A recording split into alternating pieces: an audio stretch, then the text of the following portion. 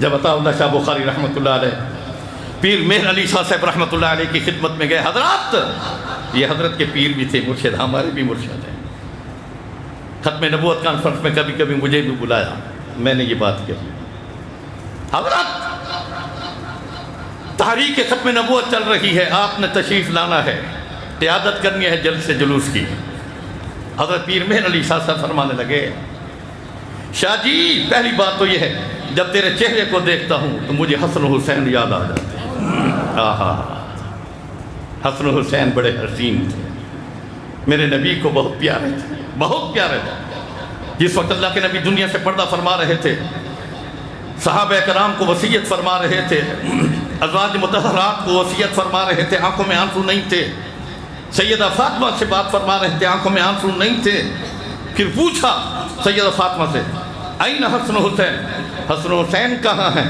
فرمایا بلا لو۔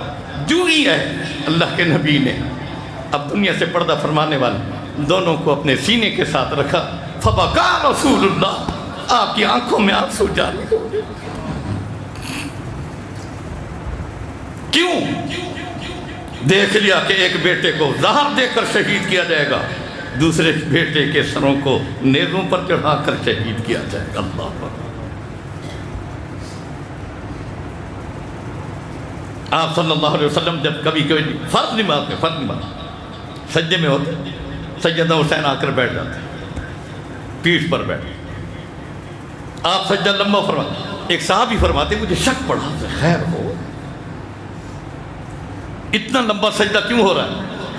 میں نے سر اٹھا کے دیکھا تو سیدنا حسین پیٹھ پر بیٹھے ہیں، میں نے اٹھانے کی کوشش یوں ہاتھ کیا، اللہ کے نبی نماز ہی میں یوں ہاتھ کیا، اترکو چھوڑ دو اس کو اپنے ہاتھ پر، اللہ اکبر، اللہ بیٹھنے دو اس کو کچھ مت کہو۔ میں پیر مہر علی شاہ صاحب فرمانے لگے، شاہ جی جب میں آپ کو دیکھتا ہوں مجھے حسن حسین یاد آتے ہیں۔ شاہ جی فرمانے لگے، حضرت آپ نے قیادت فرمانی۔ پیر مہر علی شاہ صاحب جواب میں فرمانے لگے، شاہ جی میں فقیر ات بیٹھ کے دعا کر چھوڑ سا، ات بیٹھ کے دعا کر چھوڑ سا۔ شاہ جی فرمانے لگے، حضرت آپ نے ضرور آنا ہے۔ پھر حضرت پیر مہر علی شاہ سے فرمانے لگے، شاہ جی میں ات بیٹھ کے دعا کر چھوڑ۔ شاہ جی فرمانے لگے، اگر خالی دعاؤں سے کام چلتا تو میرا نبی بدر کے میدانوں میں نہ اترتا، اپنے بیٹیوں کے چہرے پر تماچے کھاتے ہوئے نہ دیکھتا، خالی دعاؤں سے کام چلتا تو احد کے اندر دندان شہید نہ کراتا، نیزے نہ کھاتا، خالی دعاؤں سے کام چلتا تو خندق کے میدانوں میں کدال لے کر رمی نہ کھوتا،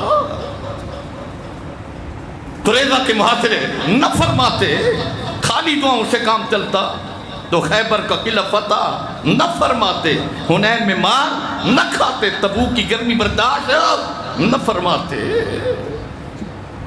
اپنے سامنے بلال کو مار کھاتے ہوا نہ دیکھتے، خباب کو انگاروں پر لیٹا ہوا نہ دیکھتے، خبیب کو تختہ دار پر لٹکتا ہوا نہ دیکھتے، دعا ہی کر لیتے۔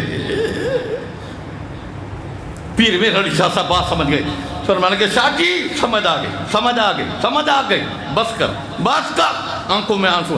شاہ جی حکم کر، ہاں تیرا سپاہی بن کر میدان میں آ رہا ہوں۔ شاہ جی جہاں تیرا پسینہ بہے گا پیر مہر علی شاہ خون بہا دے گا اپنا۔ اللہ